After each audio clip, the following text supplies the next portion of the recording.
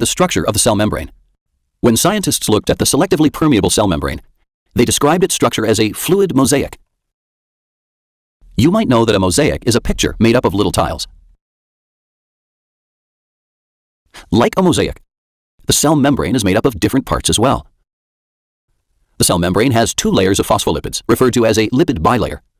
The lipid bilayer isn't rigid. The phospholipids in it have the ability to move in a flexible, wave-like motion. Let's take a closer look at a few phospholipids. The round head portions are hydrophilic, which means they are attracted to water. Both the extracellular fluid, meaning fluid outside the cell, and the cytoplasm inside the cell are mostly made up of water. So the hydrophilic phospholipid heads of the outer layer will be oriented toward the extracellular fluid, and the heads of the inner layer will be oriented toward the cytoplasm. The phospholipid tails are hydrophobic, which means watery areas repel them, so they orient toward each other in a direction as far away from the watery content as possible. There are also scattered proteins embedded in the phospholipid layers, some with carbohydrates attached.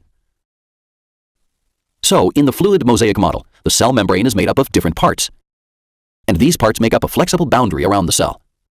But how do the majority of substances get in or out of the cell? Some molecules seep through the little spaces in between the phospholipids, which make up the majority of the semi-permeable cell membrane. However, other molecules are too big to fit through the cell membrane this way. So how do these larger molecules pass through the cell membrane? The molecules move through proteins embedded in the cell membrane, either from the extracellular area into the cell, or from the intracellular area out of the cell. These substances will move through tunnels made up of these proteins.